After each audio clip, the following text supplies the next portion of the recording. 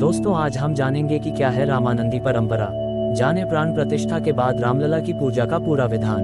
दोस्तों, राम मंदिर अयोध्या की राम जन्मभूमि मंदिर में रामलाल की पूजा की जो परंपरा है वह काफी वर्षों से चली आ रही है और यही कारण है कि राम मंदिर में प्राण प्रतिष्ठा के बाद भी इसी विधि से पूजन किया जाएगा। आइए जानते हैं क्या है रामानंदी परंपरा और रामलाल की पूजा का पूरा विधि विधान। दोस्तों, 16 जनवरी से अयोध्या के राम मंदिर में प्राण प्रतिष्ठा से पूर्व के अनुष्ठान आरंभ हो चुके हैं। 22 जनवरी 2024 को राम मंदिर में रामलला की प्राण प्रतिष्ठा होने जा रही है।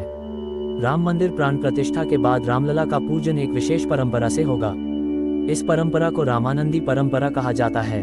अयोध्या की राम जन्मभूमि मंदिर में रामलला की पूजा की जो परंपरा है वह काफी वर्षों से चली आ रही है और यही कारण है कि राम मंदिर में प्राण प्रतिष्ठा के बाद भी इसी विधि से पूजन किया जाएगा।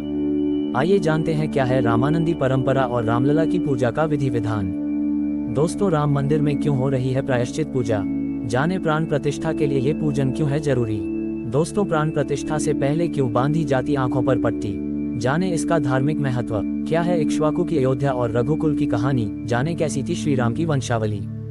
क्या है रामानंदी परंपरा? दोस्तों, आपको बता दें कि रामानंदी परंपरा या रामानंदीय सबसे बड़े संप्रदायों में से एक है जो समानतावादी विचारधारा पर चलता है। इस पंथ की शुरुआत स्वयं भगवान श्री राम से मानी जाती है। एक वैष्णव संप्रदाय है, अतः श्रीहरि के अन्य अवतारों की पूजा पर भी जोर देता है। रामानंदी संप्रदाय के लोग शाकाहार का पालन करते हैं, साथ ही वो रामानंद के विशिष्टाद्वैत सिद्धांत पर चलते हैं। बताया जाता है कि स्वामी रामानंदाचार्य ने वैष्णव पूजा परंपरा को प्रचार अभियान का साधन बनाया और वैष्णव, शैव और शाक्त इन 3 धार्मिक परंपराओं से पूजा की। यहाँ भगवान श्री राम और माता सीता को आराध्य देव मानकर पूजा की जाती थी। दक्षिण के वैष्णव संत स्वामी रामानुजाचार्य ने भगवान विष्णु और लक्ष्मी जी को इष्ट देव माना और इस परंपरा से पूजा की जाती थी। इसलिए अयोध्या के कुछ मठों में रामानुजाचार्य परंपरा से भी पूजा होती है। रामलला की पूजा का विधान। रामानंदी परंपरा के अनुसार प्रभु राम के बाल स्वरूप की पूजा की जाती है। इस दौरान उनके लालन पालन, खान पान का ध्यान रखा जाता है। आइए जानते हैं पूरी विधि। रामलाल को शयन से उठाने के बाद लाल चंदन और शहद से उन्हें स्नान कराया जाता है। दोपहर को विश्राम और सायं भोग आरती के बाद शयन को जाने तक 16 मंत्रों की प्रक्रिया पूरी की जाती है। दोस्तों, सभी अनुष्ठान भगवान श्री राम के बाल रूप को ध्यान में रखकर किए जाते हैं।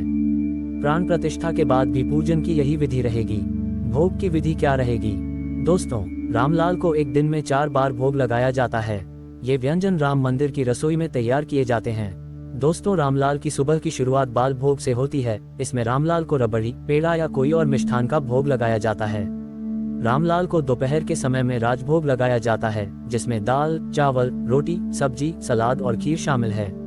संध्या आरती के समय भी अलग अलग मिष्ठान चढ़ाए जाते हैं और रात में भी पूरा भोजन चढ़ाया जाता है। 3 समय होगी आरती। जी हाँ दोस्तों, आपने सही सुना, 3 समय होगी आरती।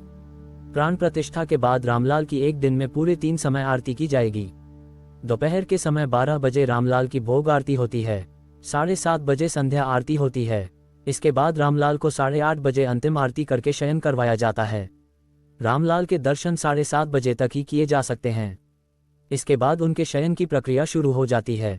दोस्तों, अगर आपको और वीडियो देखने हैं तो चैनल को सब्सक्राइब कर दे और कमेंट में जय श्री राम लिखें।